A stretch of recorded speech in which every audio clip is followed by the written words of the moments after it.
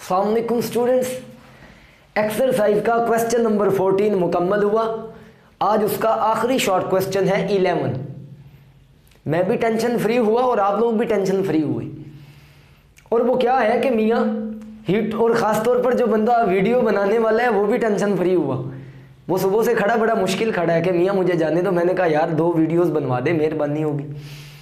तो हमारा क्वेश्चन क्या है कि heat of sublimation of iodine is very high. और मैंने नोट करें ज़रा सामने क्या लिखा है, वेरी इंपॉर्टेंट। ये क्वेश्चन बोर्ड में बहुत आता है और अक्सर आया हुआ है और बड़ा आसान है। मुफ्त के 2 नंबर हैं, प्लेट में पड़े या मियाँ ले लें वो 2 नंबर आप लोग। मतलब साफ है, heat of sublimation of iodine is very high. Iodine की हीट ऑफ सब्लिमेशन बहुत ज़्यादा है। क्यों है? पिछली वीडियो में मैंने बताया था कि सब्लिमेशन का मतलब है कि आप सॉलिड को डायरेक्ट वेपर्स में कन्वर्ट करें। ऐसा था, आप लोगों को पता होगा। अभी हमने जो क्वेश्चन नंबर 10 था उसमें ये बात की थी कि हमेशा हीट ऑफ सब्लिमेशन ज़्यादा होती है वेपराइजेशन से। लेकिन उसमें हमने कहा था कि सब्लिमेशन का मतलब है कि conversion of a solid into vapours without being change into liquid, liquid में गए बगैर, बट एट कांस्टेंट प्रेशर। तो मैं दोबारा लिख देता हूं, क्या लिखेंगे हम लोग यहां पे? Sublimation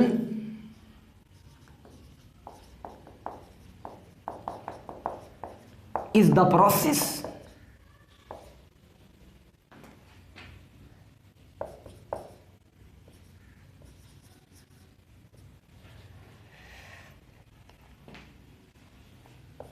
in which 1 mole of solid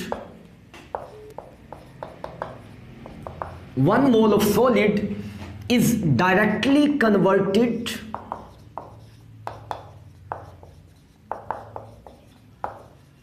into vapors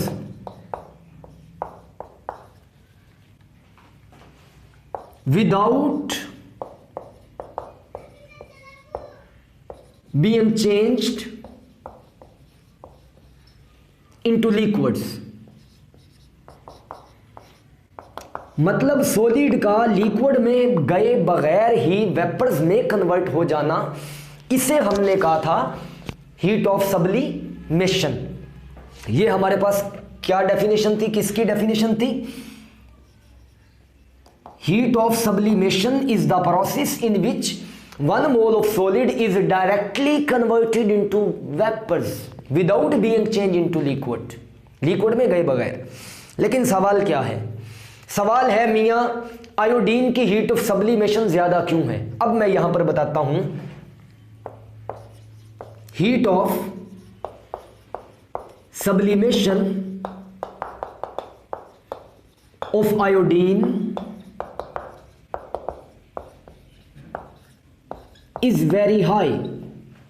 क्यों? 3 वजह हैं इसकी, इसके पीछे 3 रीजंस हैं। बिकॉज नंबर 1,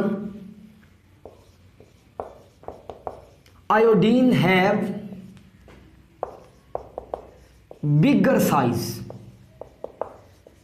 इसका साइज बड़ा है। जब साइज बड़ा है तो जाहिर सी बात है पोलराइजेबिलिटी भी ज्यादा है। और अगर पोलराइजेबिलिटी ज्यादा है तो मतलब लंडन डिस्पर्शन फोर्सेस स्ट्रांग हैं। 3 वजूहात है मियां। पहली क्या है कि iodine have big size, high polarisability, और जो पोलराइजेबिलिटी है वो ज्यादा है।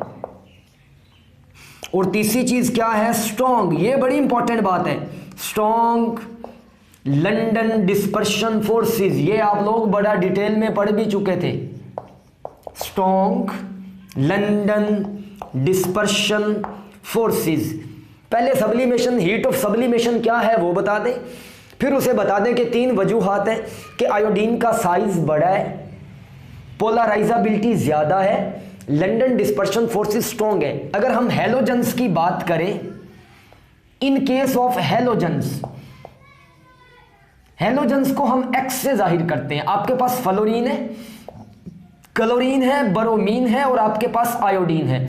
सामने मैं लिख देता हूं इनकी इलेक्ट्रॉन एक्टिविटी।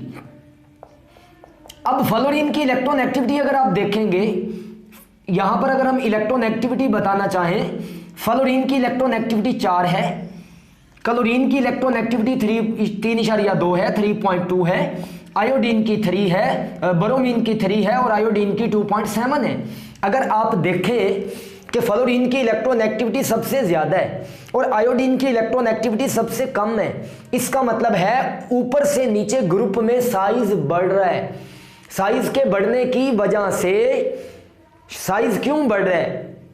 क्योंकि नंबर ऑफ इलेक्ट्रॉन्स बढ़ रहे हैं, नंबर ऑफ शेल्स बढ़ रहे हैं, एटॉमिक नंबर बढ़ रहा है, जिसकी वजह से पोलराइजेबिलिटी बढ़ रही है और उस वजह से लंदन डिस्पर्शन फोर्सेस क्या हो रही हैं? स्ट्रॉन्ग हो रही हैं। आप कहेंगे मियां इसीलिए फ्लोरीन गैस है और आयोडीन सॉलिड है, क्योंकि फ्लोरीन का साइज छोटा है, पोलराइजेबिलिटी कम है, लंदन डिस्पर्शन फोर्सेस वीक हैं। लेकिन आयोडीन का साइज बड़ा है, पोलराइजेबिलिटी ज्यादा है, लंदन डिस्पर्शन फोर्सेस क्या है? स्ट्रॉन्ग है। Okay students, best of luck, Allah Hafiz.